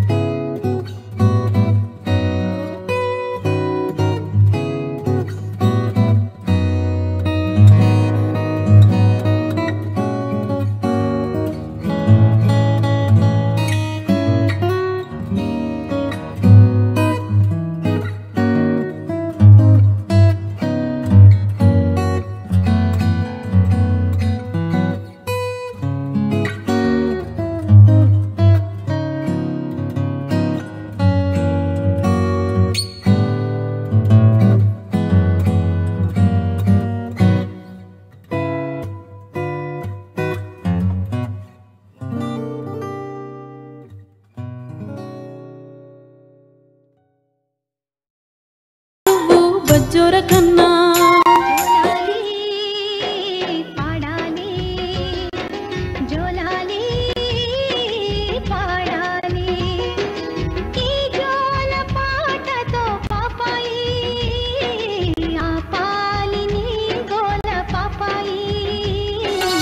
స్వేచ్ఛ కోరే వాళ్లకు నీవు బాలగోపాల, చెమట కార్చే వాళ్లకు నీవు బాలగోపాల, మార్పు కోరే వాళ్లకు నీవు బాలగోపాల, మంచి కోరే వాళ్లకు నీవు బాలగోపాల. ఒక్కరా ఇద్దరా ఎందరో ఈ రోడ్డు మీద ప్రాణాలు వదులుతున్నరో, ఈ రోడ్డు మీద ప్రాణాలు వదులుతున్నరో. అమ్మమ్మ సింగరేణి అమ్మ సింగరేణి సల్లంగా చూడవే తల్లి సింగరేణి, అమ్మమ్మ సింగరేణి అమ్మ సింగరేణి సల్లంగా చూడవే తల్లి సింగరేణి, అమ్మ సింగరేణి మా తల్లి సింగరేణి, అవ్వ సింగరేణి మా బువ్వ సింగరేణి. ఎవ్వరో ఈ బిడలు నింగిలో నెల వంకలు ఎవరో ఈ పిల్లలు అడవి మల్లె పూలు ఎవ్వరో ఈ బిడ్డలు నింగిలో నెల వంకలు ఎవ్వరో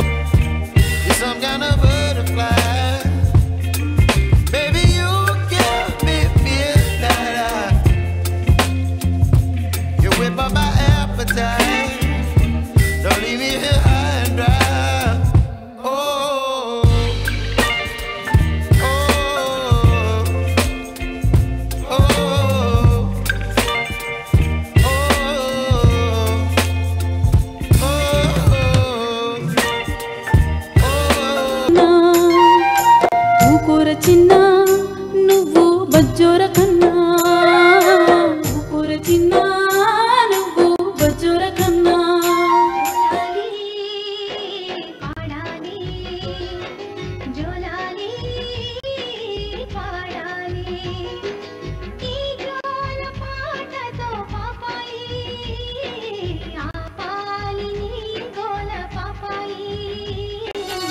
స్వేచ్ఛ కోరే వాళ్లకు నీవు బాలగోపాల చెమట కాచే వాళ్లకు నీవు బాలగోపాల మార్పు కోరే వాళ్లకు నీవు బాలగోపాల మంచి కోరే వాళ్లకు నీవు బాలగోపాల ఒకరా ఇద్దరా ఎందరో ఈ రోడ్డు మీద ప్రాణాలు వదులుతున్నరో ఈ రోడ్డు మీద ప్రాణాలు వదులుతున్నరో అమ్మమ్మ సింగరేణి అమ్మ సింగరేణి సల్లంగా చూడవే తల్లి సింగరేణి అమ్మమ్మ సింగరేణి అమ్మ సింగరేణి సల్లంగా చూడవే తల్లి సింగరేణి అమ్మ సింగరేణి మా తల్లి సింగరేణి అవ్వ సింగరేణి మా బువ్వ సింగరేణి ఎవ్వరో ఈ బిడ్డలు నింగిలో నెల వంకలు ఎవ్వరో ఈ పిల్లలు అడవి మల్లె పూలు ఎవ్వరో ఈ బిడ్డలు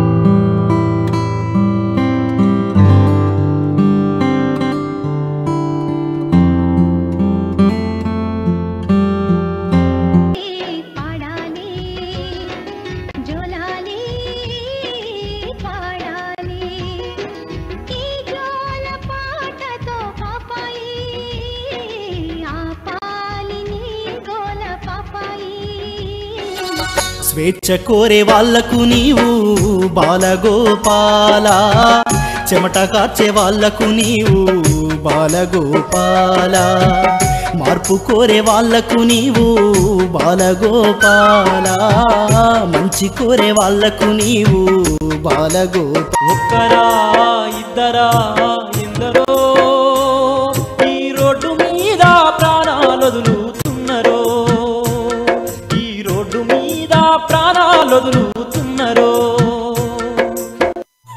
అమ్మమ్మ సింగరేణి అమ్మ సింగరేణి సల్లంగా చూడవే తల్లి సింగరేణి అమ్మమ్మ సింగరేణి అమ్మ సింగరేణి సల్లంగా చూడవే తల్లి సింగరేణి అమ్మ సింగరేణి మా తల్లి సింగరేణి అవ్వ సింగరేణి మా బువ్వ సింగరేణి ఎవ్వరో ఈ బిడ్డలు నింగిలో నెల వంకలు ఎవ్వరో ఈ పిల్లలు అడవి మల్లె పూలు ఎవ్వరో ఈ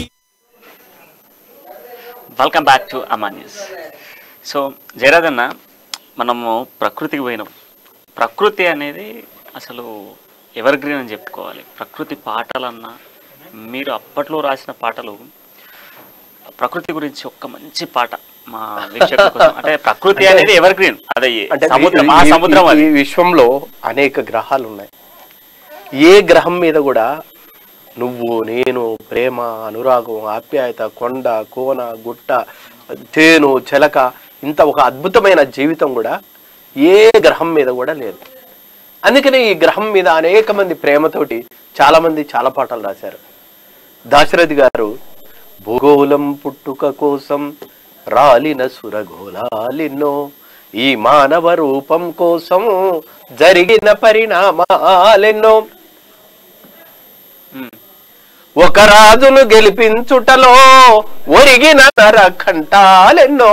అంత అద్భుతమైన ఒక ఫిలాసఫికల్ సాంగ్ దాశరథి గారు మనకి ఇచ్చిపోయారు.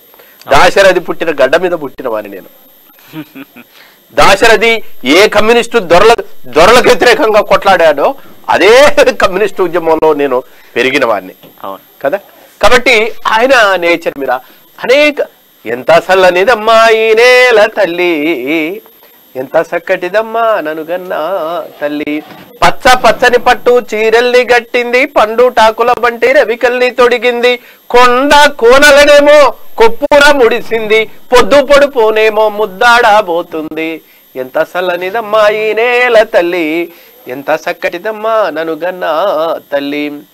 వాన జల్లుకుని ఒళ్ళు కదిలిందమ్మా, నల్ల మబ్బుల్లోన నెలలు పడ్డాయమ్మా, ఋతువుకు నువ్వు బాలెంత ఓయమ్మ, రతనాల పంటంతా నీ కడుపు పంటమ్మా, ఎంత చల్లనిదమ్మా ఈ నేల తల్లి, ఎంత సకటిదమ్మా ననుగన్నా తల్లి. గింజ గింజకు వెయ్యి గింజల్ని తొడిగావు, తాత ముత్తాతలకు తల్లి నీవైనావు, జన్మ జన్మకు నీవు జన్మనిచ్చినావు, చనిపోతే గుండెల్లో చితిబేర్చుకున్నావు, ఎంత చల్లనిదమ్మా ఈ నేల తల్లి, ఎంత చక్కటిదమ్మా ననుగన్నా తల్లి. ఆకాశమే నీకు ఆత్మ బంధువంట, సుక్కాలన్నీ నీకు అక్క చెల్లెళ్ళంట, సందమామ నీకు చిన్ని తమ్ముడంట, సూర్యుడేమో నీకు చుక్కాని అవునంట, ఎంత చల్లనిదమ్మా ఈ నేల తల్లి, ఎంత చక్కటిదమ్మా ననుగన్నా తల్లి. మీరు అప్పట్లో ఒక పాట చాలా బాగా చాలా మంది జనాలలోకి వెళ్ళినటువంటి పాట, అంటే ప్రకృతి నుంచి ఇప్పుడు స్నేహం మీదకి వస్తున్నా. నేను సెకండ్ థర్డ్ క్లాస్లో ఉన్నప్పుడు మా స్కూల్లో టీచర్ పాడుతూ ఉండే, స్నేహితుల దినోత్సవం రోజు మా సార్ పాడుతూ ఉండే, స్నేహమేరా జీవితానికి వెలుగునిచ్చే వెన్నెల అంటూ. ఒక్కసారి ఆ పాట అంటే నాకు బాగా స్నేహితుడు చేరాలు అనే పిల్లగాడు నర్సంపేటలో చంపివేయబడ్డాడు.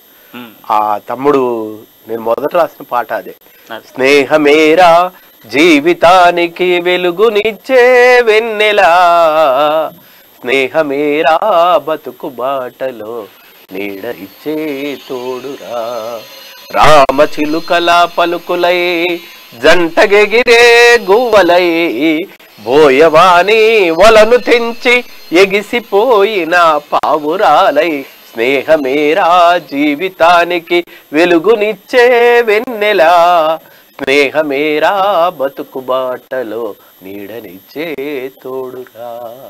అలా స్నేహం మీద రాశారు. ఒక్క స్నేహం ఏంటి అసలు ప్రతి విషయాన్ని మీరు రాసినటువంటి పాటలలో స్నేహం ఉంది, ప్రకృతి ఉంది, ప్రేమ ఉంది, అనురాగం ఉన్నది, ఆప్యాయత ఉంది, భార్య ఉన్నది, పిల్లలు, రాసినటువంటి పాటలలో ఇక దేని మీద లేదు అనేది లేదు ఇప్పటి వరకు కూడా. సో అన్న ఇప్పుడు ఇప్పటికీ ప్రాతినిధ్యం ఉందంటావు అన్న, అంటే ఆ వెనకటి రోజుల్లో పాడినటువంటి పాటలు, గ్రామంలో పాడుతున్నటువంటి పాటలు, ఇవన్నిటికీ ఇప్పుడున్న జనరేషన్ లో ప్రాతినిధ్యం ఉందంటావు? అసలు పాట అనేది చనిపోదు. ఎప్పుడో రాసిన వేమన్న కవిత్వం ఇప్పుడు ఎందుకు బతుకుంది కదా. ఎప్పుడో రాసిన డాక్టర్ సి నారాయణ రెడ్డి మధుర గీతాలు ఇప్పుడు ఉన్నాయి కదా. మన ఈ కాలంలోనే ఉన్నాం కదా. కాబట్టి నేను ఏ కాలంలో అయితే ఉన్నానో ఆ వెలుగుని నా చుట్టూ ఉన్న ప్రజల మీద, నా చుట్టూ ఉన్న సమాజం మీద వేస్తూనే ఉన్నాను. మీరు ఎప్పుడో చిన్నప్పుడు 2వ తరగతిలో విన్నారు, ఓ కొండల్లో కోయిల పాటలు పాడాలి, మీరు ఆ ఇన్స్పిరేషన్ తోటి చదువుకొని వచ్చారు. ఇలాంటి పిల్లలు చాలా మంది తటస్థపడతా ఉంటారు. అసలు అవతలి వాడి హృదయానికి, అవతలి వాడిని జీవితాన్ని మార్చని పాట ఏదైతుందో అలాంటి పాటలు కావునా. అంటే మీరు వాడినటువంటి పాటలు ఖచ్చితంగా ఇన్స్పిరేషన్ గా ఉన్నటువంటి ప్రతి అంశం కూడా మీరు తీసుకున్నటువంటి సిచ్యువేషన్, ప్రకృతి కావచ్చు, ఇటు స్నేహం కావచ్చు, విద్య, ఏదైనా కావచ్చు, ప్రతి ఒక్కటి కూడా కొంత ఇన్స్పిరేషన్ గా ఉన్నటువంటి సాంగ్సే మీరు రచించారు. సో అందులో మీరు రచించినటువంటి పాటలు మీరు ఇన్స్పిరేషన్ అయినటువంటి పాట ఏందన్న?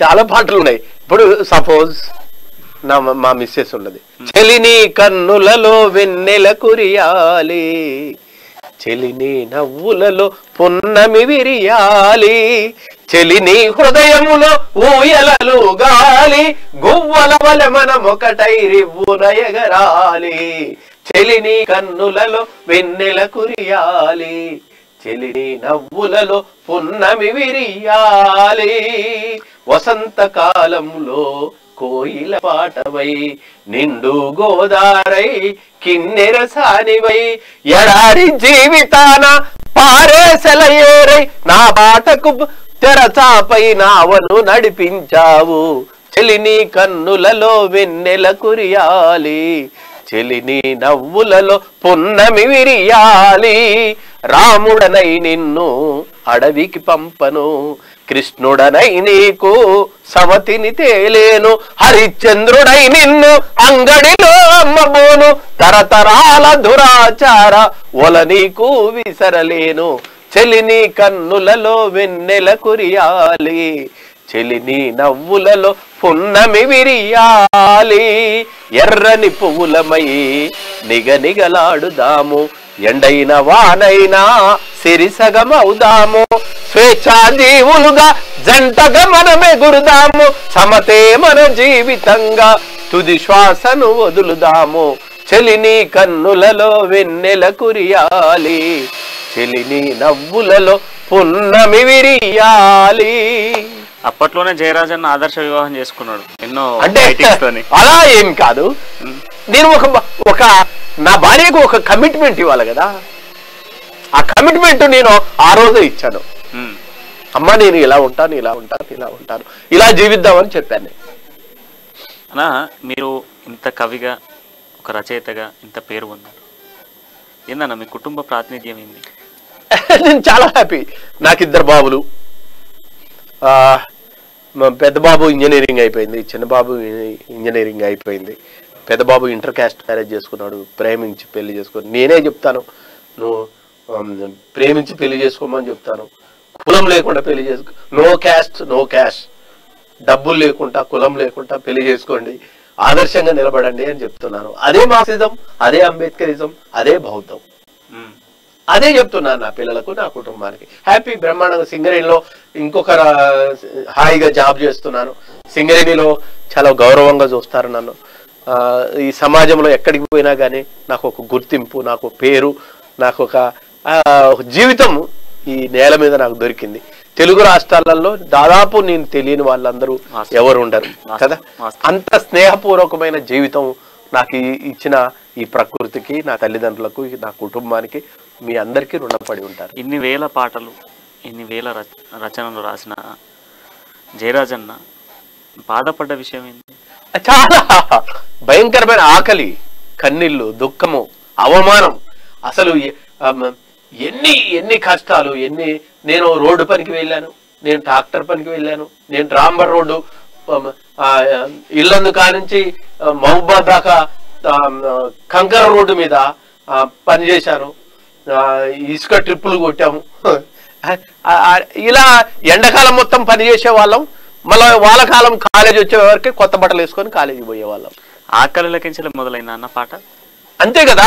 ఇప్పుడు అందుకనే నేను ప్రారంభంలోనే చెప్పాను, చాలా మంది రచయితలకు జీవితం ఉండదు. నాకు కన్నీళ్లు, కష్టాలు, దుఃఖము, ఆకలి, అవమానం ఇవన్నీ కూడా క్షణం క్షణం ఎదుర్కొన్నాను. కానీ ఏ రోజు కూడా నేను ఈ వ్యవస్థ తప్పు అనుకున్నాను, కానీ ఒక వ్యక్తుల మీద కోపం పెంచుకోలేదు. నిజమైన ఉద్యమకారులకు గుర్తింపు ఉందా? అవి ఉంటది, ఎందుకు ఉండదు? నిజమైన ఇప్పుడు గోరెం మన గుర్తింపు అంటే ప్రజలు ఇస్తున్నారు కదా. ప్రజలు ఎక్కడికి పోయినా ఆ గుర్తింపు, ప్రేమ, అనురాగం, ఆత్మీయత, ఆ గుర్తింపు అనేది లేకపోతే మా అడుగు ముందుకు వెళ్ళదు కదా. చాలా ప్రేమతో చూసుకుంటారు ప్రజలు. సాంస్కృతిక సారథిలో జయరాజన్న పాత్ర నేను చాలా మంది పిల్లలకు గవర్నమెంట్ వచ్చిన కొత్తలోనే ఈ పిల్లవాళ్ళందరూ కూడా పాపం కన్నీళ్లు, కష్టాలు, దుఃఖం అనుభవించిన వాళ్ళు తెలంగాణ కోసం కొట్లాడారు. ఈ పిల్లలందరికీ ఉద్యోగాలు ఇవ్వాలని నేను అడిగాను. దాదాపుగా అందరి పిల్లలకు ఈ గవర్నమెంట్ ఉద్యోగాలు ఇచ్చింది. తెలంగాణలో సంస్కృతి సారథిలో ఎంతోమంది కళాకారులను ఎదగకుండా ఈ ప్రభుత్వం అణిచివేసింది అంటే ఏమంటారు? అలా ప్రభుత్వం అణిచివేస్తే అణిగిపోయి, ప్రభుత్వం నోరు విప్పొద్దంటే ఇప్పకుంటుండి, ప్రభుత్వం వేసే సంఖ్యలు చూసుకొని ఆలోచించే వాళ్ళ గురించి మనం కాదు. ఎన్ని నిర్బంధాలు వచ్చినా, ఎన్ని కష్టాలు వచ్చినా, ఎంత దుఃఖం వచ్చినా, ఎంతమంది దొరలు పెట్టుబడిదారులు అడ్డు తిరిగినా నా పాట ఆపుకోలేదే. కాబట్టి ఎవరు కూడా ఏదో ప్రభుత్వం ఉద్యోగం ఇచ్చినంత మాత్రాన దానికి వ్యతిరేకంగా మాట్లాడకుండా ఉండాలనేది ఏదైతుందో అది చాలా తప్పుడు. ఇది డెమోక్రటిక్ కంట్రీ, ప్రజాస్వామ్య దేశం, ప్రతి వాడికి మాట్లాడే హక్కు ఉంటుంది ఇక్కడ. కాబట్టి కవులు అలా ఉండటం అనేది మంచిది కాదనేది నేను చెప్పేది. తెలంగాణ సాంస్కృతిక సారథి ఏర్పడిన తర్వాత, అంటే ఆ సాంస్కృతిక సారథి అనేటువంటి పేరుతోనే కేసీఆర్ అనేటువంటి వ్యక్తి ఒక జైలు లాంటిది, ఒక జైలుని ఏర్పాటు చేసి అందులో కవుల్ని, కళాకారులను బంధించిండు. అంటే ఏమంటారు? నేను అదే చెప్పాను కదా, జైలు కూడా బద్దలు కొట్టేవాడే కవి. ఇప్పుడు నా గొంతు మీద కాలు వేసి తొక్కి నా గొంతు మధురమైన గొంతుని కూడా గరుక గొంతుకులాగా చేశారు కదా. నా బ్లడ్ కక్కాను నేను, నువ్వు పాడొద్దంటే నేను పాడకుండా ఉన్నానా? కాబట్టి ఈ భారత రాజ్యాంగం ఇచ్చిన స్వేచ్ఛ ఏదైతుందో నేను పూర్తిగా ఉపయోగించుకున్నాను. ప్రతి కవి, కళాకారుడు కూడా అలానే ఉపయోగించుకోవాలని నేను చెప్పేది.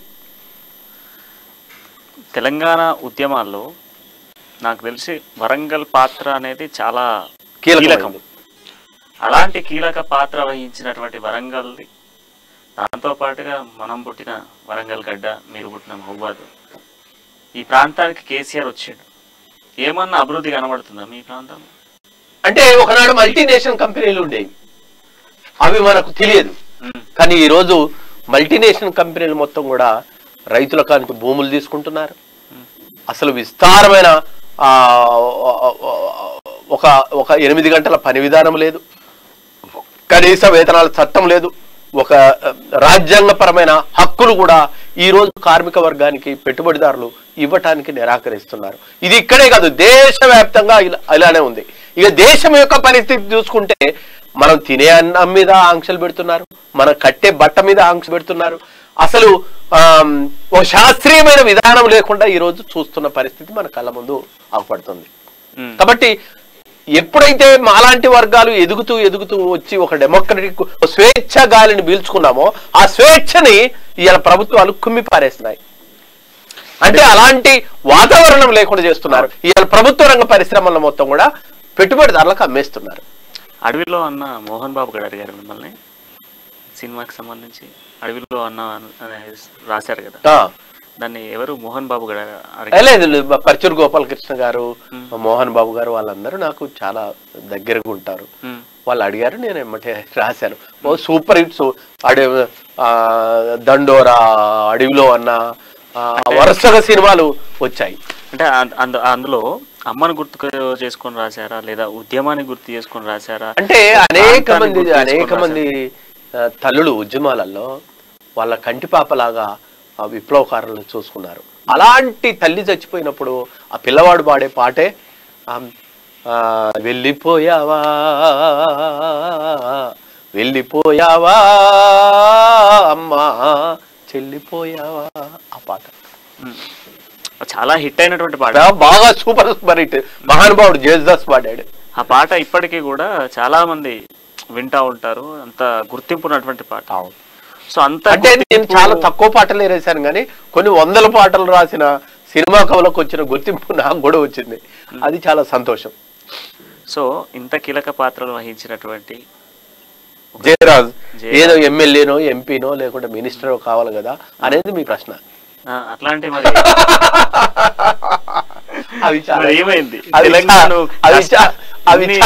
అవి చాలా చిన్నవి తప్పుడు. ఒకవేళ మీరు అనుకున్నట్టు తెలంగాణ గవర్నమెంట్ వచ్చిన తర్వాతనే నాకేదో ఎమ్మెల్యేనో, ఎంపీనో, మినిస్టర్ ఇస్తే నేను బాబాసాహెబ్ అంబేద్కర్ గురించి రాసేవాడిని కాదు కదా. తెలంగాణ గవర్నమెంట్ వచ్చిన తర్వాత నన్నేదో వాళ్ళ చట్టంలో, ఆ రాజకీయ చట్టంలో నేను ఉంటే నేను పూలే గురించి రాసేవాడిని కాదు కదా, నేను బౌద్ధం గురించి రాసేవాడిని కాదు కదా. నేను అదే చట్టసభల్లో నేను ఉన్నట్లయితే ఈ నేచర్ మీద అద్భుతమైన ఫిలాసఫికల్ పుస్తకాన్ని నేను తీసుకొచ్చేవాడిని కాదు కదా. కాబట్టి రాజు మరణించే ఒక తార రాలిపోయే, సుకవి మరణించే ఒక తార గగనమెక్కే. కదా. రాజు నివసించు రాశి రాతి శిలలయందు సుఖవి జీవించు ప్రజల నాల్కలందు, ప్రజల నాల్కల మీద శాశ్వతంగా ఉండిపోయే అవకాశం నాకు ఇక్కడుంది కానీ అక్కడ లేదు. కాబట్టి నేను అందుకనే దాన్ని నాకు అవసరం లేదు, నా లక్ష్యమే గొప్పది. కానీ నాకు ఇలా పార్లమెంట్లో అసెంబ్లీలో ఉన్న వాళ్ళ గురించి ఎన్ని వేల మంది పార్లమెంట్కు పోయారు, ఎన్ని వేల మంది దిగిపోయారు, ప్రతి 5 సంవత్సరాలకు ఎంత అసెంబ్లీ సీట్లు వస్తున్నాయి, ఎన్ని అసెంబ్లీ సీట్లు పోతున్నాయి, వాళ్ళు ఎవరైనా గుర్తుకున్నారా? వాళ్ళ పేరు ప్రఖ్యాతులు నాకున్నంత గౌరవం వాళ్ళకు సమాజంలో ఉందా? అంటే అన్న ఇప్పుడు ఉద్యమంలో కీలక పాత్రకి ఎంత వహించినావు, ఒక పదవి వద్దంటున్నావు, మరి అట్లాంటప్పుడు నీ ప్రాణాన్ని సైతం లెక్క చేయకుండా ఉద్యమంలో ఎందుకు పాల్గొన్నావు? అంటే నా జీవితం కాదు కదా, నీ జీవితం. నీకు ఉద్యోగం రావాలి, నీకు పొలానికి నీళ్లు రావాలి, నీ చేతిలో అణిచివేయబడ్డ అనేక మంది జాతులు ఏవైతున్నాయో ఆ జాతులు అధికారంలోకి రావాలనే ఒక తాపత్రయం తప్ప నాకేముంటది? అలా అనుకుంటే ఈ దేశంలో ఉన్న బాబాసాహెబ్ ఓ జిల్లా జడ్జిగానో ఒక రాష్ట్ర జడ్జిగానో అవకాశం వచ్చినప్పుడు తృణప్రాయంగా దాన్ని తోసి అవతల బారేశాడు కదా. ఆయన తృణప్రాయంగా తోసి అవతల వేయటం వల్లనే ఈ దేశానికి ఒక రాజ్యాంగాన్ని రాయగలిగాడు కదా. ఆయనకు కూడా ఎమ్మెల్యే ఎంపీ తీసుకున్నట్టయితే ఈ రోజు దేశంలో బాబాసాహెబ్ అంబేద్కర్ మిగిలేవాడు కాదు. హిందూ కోడ్ బిల్లు తీసుకొచ్చి ఏమయ్యా ఈ చట్టాన్ని నువ్వు ఆమోదించాలి, స్త్రీలకు కూడా సమాన గౌరవం ఇవ్వాలని ఆయన కొట్లాడాడు. ఇవ్వను అని అన్నారు గవర్నమెంట్, పార్లమెంట్ లో ఇవ్వను అని అన్నారు. తృణప్రాయంగా తీసి అవతల కొట్టాడు. అలాంటి చైతన్యం కలిగిన నన్ను, నేను పార్లమెంట్ లో ఉన్నా, అసెంబ్లీలో ఉన్నా గానీ, లేదంటే మినిస్టర్లు అయినా గానీ, నేను ఎవరికి ఊడిగం చేసేవాడిని? దొరలకాడు ఊరిగం చేసేవాడిని. అలాంటి జీవితం వద్దనే నేను ఓ సాహితీకారుడిగా, ఒక ఉద్యమకారుడిగా, ఒక కవిగా, కళాకారుడిగా, ఒక మార్క్సిస్ట్ ఐడియాలజీ కలిగిన వాడుగా, ఒక అంబేద్కర్ ఐడియాలజీ కలిగిన వాడుగా, ఒక బౌద్ధ సిద్ధాంతాన్ని కలిగిన వాడుగా, ఓ ప్రకృతి ప్రేమికుడుగా జీవిస్తున్నాను. వీటి ముందు ఇంకేది సాటి రాదనేది నా బలమైన అభిప్రాయం. వరంగల్ నుంచి వచ్చిన కళాకారులను కేసీఆర్ దూరం పెట్టారంటే ఏమంటారు? అది ఎవరు దూరం పెడితే ఆగుతారా? నన్ను దూరం పెట్టవరంటే ఎవరైనా పెడతారమ్మా?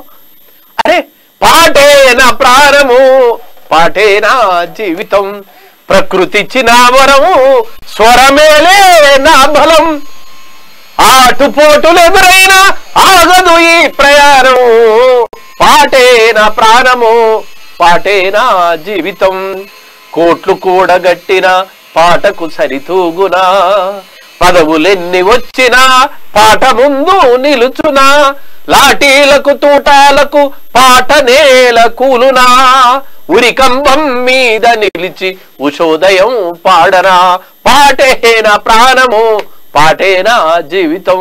కడవరకు ఇదేనా? నన్ను ఉరిదీస్తున్నా గాని నేను పాట నాపలేను. నా పాట ఎవడికి బానిస కాదు. ఈ జయరాజు ఉన్నంత కాలం ఎవడికి బానిసగాడు. ఓ దాశరథి లాగా, ఒక కాళోజీలాగా, ఒక జాషువా లాగా జీవించి వెళ్ళిపోవటానికి వచ్చాను కానీ నేను ఎవడికి బానిసత్వం చేయటానికి నేను రాలేదు. ఎందుకన్నా నేను ఒక నార్మల్ పర్సన్గా మిమ్మల్ని అడుగుతున్నా, ఎందుకు తెలంగాణ వచ్చిన తెలంగాణ మూమెంట్ అప్పుడు కళాకారులదే ఒక కీలక పాత్ర అని చెప్పుకోవాలి. అప్పుడు కాదు కూడా సమాజ గమనంలో ప్రతి కవి కళాకారుడు నిర్వహించిన పాత్ర చాలా గొప్పది, అది వెలగట్టలేనిది. అది పార్లమెంట్ అసెంబ్లీ స్థానాలకు కుదించడం నాకు ఇష్టం లేదు. నేను ఇంతకుముందు మిమ్మల్ని ఒక ప్రశ్న అడిగిన, పాట ముందు వచ్చిందా రాజకీయం ముందు వచ్చిందా అన్న. అంటే పాట ముందు పోయిందా రాజకీయం ముందు పోయిందా? ఎప్పుడైనా ఒక ఉద్యమంలో పాటే ముందు పోతుంది, తర్వాతనే రాజకీయాలు వస్తాయి. కాబట్టి రాజకీయాలు వచ్చిన తర్వాత పాటను అణిచివేయటం ఇట్లాంటిది అవుతుందో అది అన్డెమోక్రటిక్ పద్ధతి. దాన్ని ఏ కవి కూడా సహించడు. అది ఉండకూడదనే కోరుకుంటున్నాను నేను. స్వేచ్ఛగా పాడే అవకాశం ఎల్లవేళలా ఉండాలనేది. కవులు అనేది అనేక మందిని జైల్లో పెట్టారు, పాట ఆగిందా? ఆగదే. నెల్సన్ మండేలాను తీసుకుపోయి నల్లజాతి ప్రజల కోసం కొట్లాడుతున్నందుకు నెల్సన్ మండేలను నిలబడితే ఎత్తు సరిపోదు, పడుకుంటే కాళ్ళు దాపే అవకాశం లేని జైల్లో పెట్టారు. ఆపగలిగారా? ఆపలేకపోయారే. మా జయరాజ్ అన్న నేను మొండోడు అని చెప్పి మాట్లాడతాను నేను. ఎందుకు అనంటే ఓ దిక్కు రక్తం కారుతా ఉంది, క్యాన్సర్ని సైతం లెక్క చేయకుండా అనారోగ్యంతో ఉన్నావు, డాక్టర్లు అడుగు బయట పెడితే వస్తావు అని చెప్పారు. అయినా కూడా వినకుండా ఎవరికి తెలంగాణలో ఉన్నటువంటి ప్రజలు విద్యార్థులు వీళ్ళ కోసమేనా నీ తెగింపు? నీ ప్రాణాన్ని సైతం లెక్క చేయకుండా పోయింది. అంటే మనిషి నా కోసం బతికితే నా కుటుంబ సభ్యులు మాత్రమే గుర్తుంచుకుంటారు. నేను సమాజం కోసం బతికితే ఈ సమాజం ఉన్నంతకాలం నన్ను గుర్తుంచుకుంటారు. నేను సమాజం కోసం బతకటం మంచిదా, నా కోసం బతకటం మంచిదా? సమాజం కోసమే. అదే చేశాను కదా. అంటే భయం ఏం లేదు, అంటే నేను డాక్టర్ పోతే చచ్చిపోతావు అని చెప్పేసి అండి, ఎవడు శాశ్వతంగా ఇక్కడ బతకడానికి రాలేదు కదా. వాస్తవం అది కదా. మనిషి ఎవడైనా చచ్చిపోతాడు కదా. ఒకడు ముందు చచ్చిపోతాడు, వెనక చచ్చిపోతాడు. ఒక మంచి ఇప్పుడు తెలంగాణ ఉద్యమం నడిచేటప్పుడు భూపాలపల్లి వెళ్ళిన తర్వాత ఒక తెల్ల గీత గీసి బార్డర్ అవతల కర్ఫ్యూ పెట్టి తుపాకులు ఎక్కుబెట్టి నిలబడి ఈ బార్డర్ దాటితే మిమ్మల్ని కాల్చి వేస్తామన్నా కానీ గద్దరు అన్న నేను ఇద్దరం కలిసి లైన్ దాటి మేము నిలబడ్డాం. ప్రాణాలను తెగించి ప్రాణాలను అక్కడ పెట్టి తెలంగాణ ఉద్యమంలో పాల్గొన్నాం. మేము గీత దాటిన తర్వాత ఆటోమేటిక్ గా ప్రభుత్వం దిగి వచ్చి వాళ్ళకు పర్మిషన్ ఇవ్వండి అని చెప్పింది. కాబట్టి పాటను ఒక బెరగీసి ఆపటం, ఒక లాఠీతోటి ఆపటం, ఒక తోటాతోటి ఆపటం, ఒక ఉరికంబానికి ఎక్కించినంత మాత్రాన పాట ఆగిపోతే ఉరికంబం మీద నిలిచి ఊహాగానం చేసేదా నా ఊపిరి ఊయలలో మరో జగతి ఊసులాడు అనే భగత్ సింగ్ పుట్టిన దేశంలో పుట్టిన నేను పాటను ఆపటానా? ఎంత పిచ్చిగా ఉంటుంది అది. మీతో పాటు ఉద్యమాల్లో మీ తోటి మిత్రుడు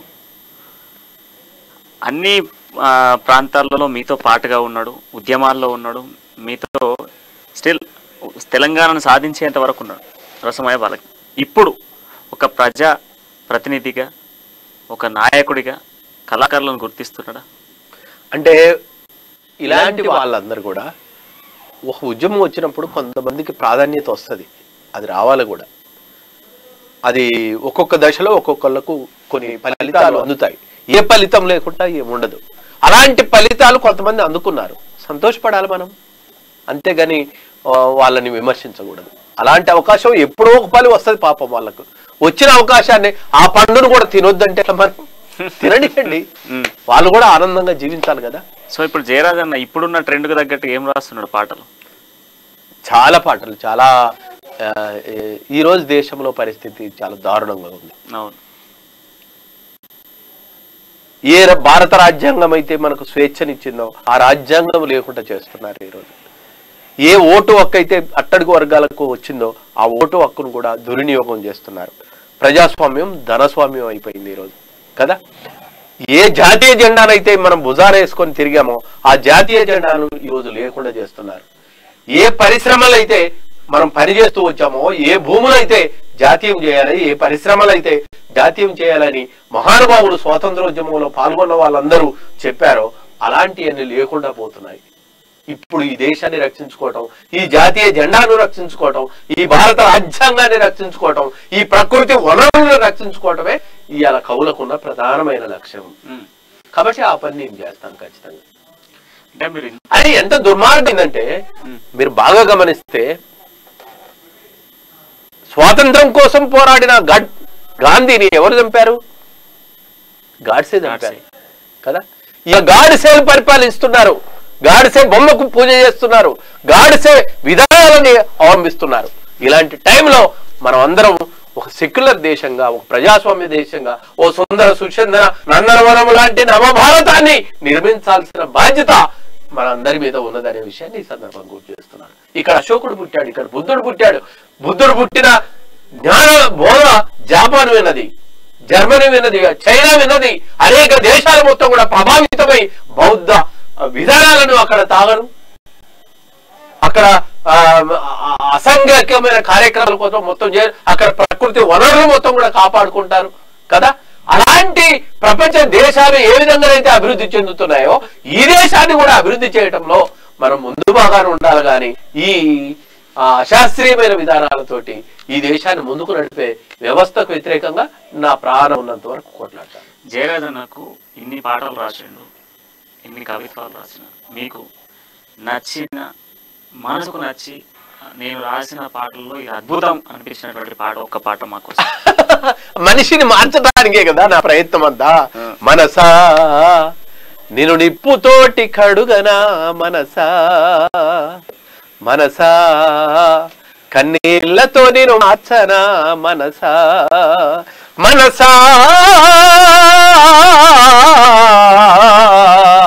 నీ మర్మమేందో ఎరుగనైతి మనసా సందమామనందుకునే శక్తి నీకున్నా సముద్రాన్ని ఈదగలిగే బలము నీకున్నా ఎదుటివాడు ఎదుగుతుంటే చూడవెందుకో ఎదుటివాడు ఎదుగుతుంటే చూడవెందుకో వెనుక నుండి పొడిసే పాడు గుణము ఎందుకో మనసా నిన్ను నిప్పుతోటి కడుగనా మనసా గుళ్ళు గోపురాలు తిరిగి మొక్కి వస్తున్నా లెక్కలేని పదవులెన్నో ఎక్కి వస్తున్నా నేను నాదనే మాట మరువవెందుకో స్వార్థమనే బందికాన విడువవెందుకో మనసా నిన్ను నిప్పుతోటి కడుగనా మనసా సృష్టికి ప్రతి సృష్టి నీవు చేయగలిగిన మనిషిలోని అణువణువును మార్చగలిగిన మనసులున్న మాయ పొరలు తుంచవెందుకో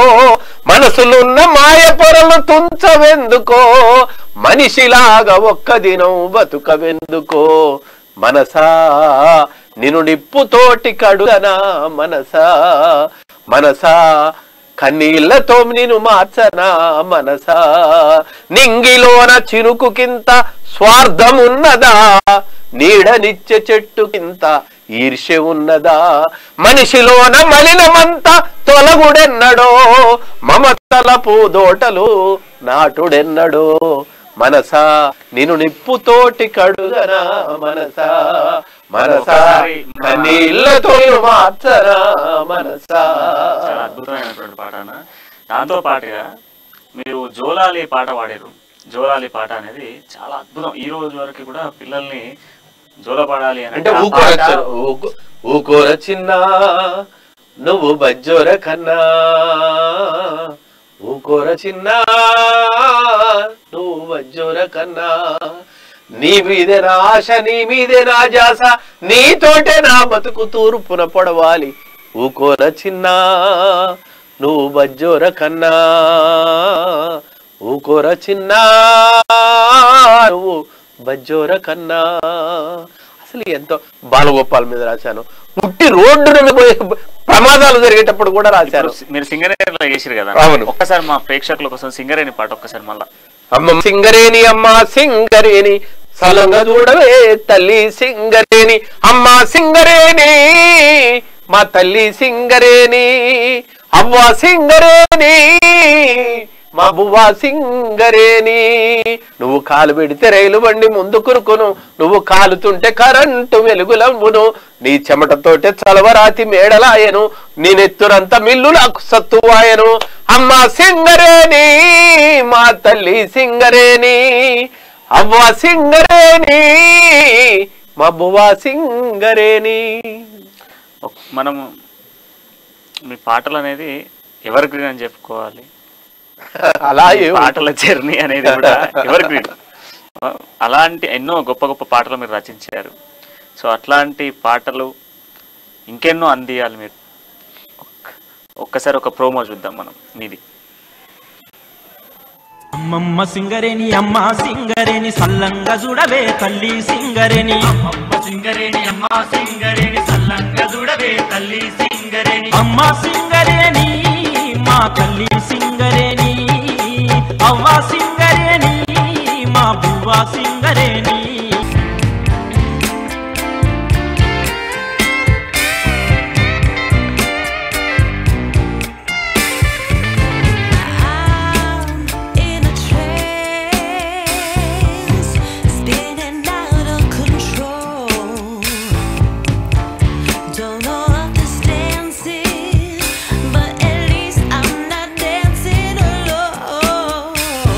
All kinds of crazy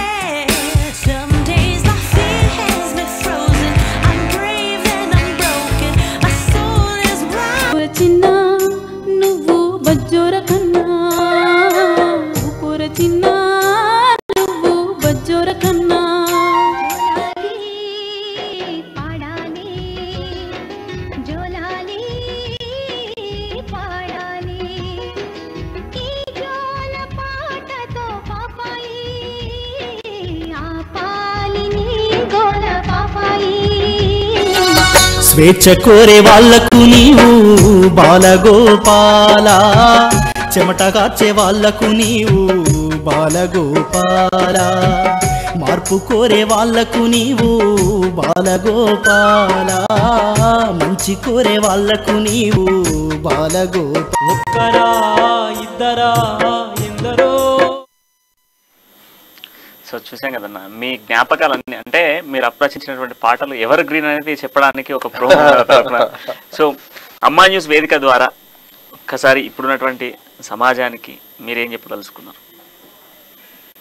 శిలా నీవే, శిల్పి నీవే, శిల్పము నీవే సృష్టిలో, నిన్ను నువ్వు మలుచుకుంటూ నిలిచిపో చరితలో, పొడమిలో అను అణువు నీదే, పరవశించుట నేర్చుకో, జీవితం ఇక మళ్ళీ రాదు సార్థకం చేసుకో. శిలా నీవే, శిల్పి నీవే, శిల్పము నీవే సృష్టిలో, పాడి పంటలు పసిడి రాసులు, ఆలమందలు పాలధారలు, గరక పువ్వులు గడ్డి పాన్పులు, తుమ్మెదలు తూనీగ నవ్వులు, ఎన్నో ఉండి ఏమి లేదని బాధపడతావెందుకోయ్, జీవించటంలో ఉన్న మధురిమ తెలుసుకోలేవెందుకోయ్, గాయపడకుండా హృదయం గేయమవుతుందా, కలత పడకుండా మెదడు కావ్యమవుతుందా, ఉలికి భయపడితే శిలలు శిల్పమవుతాయా, అలకు భయపడితే నావా తరికి చేరేనా, ఆటుపోటులు ఎదురు దెబ్బలు లేని జీవితమున్నదా, ఓర్పును చవి చూడకుండా మార్పుకు తావున్నదా. శిలా నీవే, శిల్పి నీవే, శిల్పము నీవే సృష్టిలో, నిన్ను నువ్వు మార్చుకో, ఈ సమాజాన్ని మార్చు, ఈ ప్రపంచాన్ని మార్చు. చాలా అద్భుతంగా చెప్పారన్న. అంటే ఇప్పుడు ఉన్నటువంటి సమాజానికి ఇలాంటివి అవసరం. మిమ్మల్ని మీరు మార్చుకోండి, మీలోనే అన్నీ ఉన్నాయంటూ అద్భుతమైనటువంటి పాటను అందించారు. సో థ్యాంక్ యూ అన్న. మీలాంటి మంచి గొప్ప కళాకారులను, ఇలాంటి కవులను మరెందరినో కలవాలి. ఇలాంటి వాళ్ళు తెలంగాణలో పుట్టడం, అది వరంగల్ జిల్లాలో ఉద్యమ నేలలో పుట్టడం, కవికి తెలంగాణ, ఆంధ్ర, తెలుగు మంచి పాటలను అందిస్తూ ప్రపంచాన్ని కదిలించినటువంటి పాటలతో ఎన్నో విషయాలు మనం చర్చించుకున్నాం. So thank you so much అన్న. ధన్యవాదాలు. సో తన ప్రాణం ఉన్నంత వరకు, ఊపిరినంత వరకు ఉద్యమ పాటలైనా, పల్లె పాటలైనా, ప్రకృతి పాటలైనా, గొంతులో ప్రాణం ఉన్నంత వరకు ఆ పాటలకు ప్రాణం ఉంటుంది అని చెప్తున్నారు మన జయరాజన్న. ఆయన పాటలతో ఈరోజు పల్లె నుంచి పట్నం వరకు ప్రతి మాటలో, ప్రతి అడుగులో ఆయన పాటలు ఉన్నాయి. అంత గొప్ప కళాకారుడు. అలాంటి కళాకారుడితో ఈరోజు మన చిట్చాట్, మరో చిట్చాట్తో మళ్ళీ కలుద్దాం. అంటిల్ దెన్ చూస్తూనే ఉండండి అమ్మా న్యూస్, నిజం కోసం, జనం కోసం. ఒక్కసారన్నా వచ్చిపోవే వానమ్మా, వానమ్మ వానమ్మ వానమ్మ, ఒక్కసారన్నా వచ్చిపోవే వానమ్మా. తెలంగాణ పల్లెలన్నీ ఎండి మండుతున్నాయి, తినటానికి తిండి లేక, ఉండటానికి గుడిసె లేక, తాగేందుకు నీరు లేక, కాపాడే నాదుడు లేక. వానమ్మ ముందు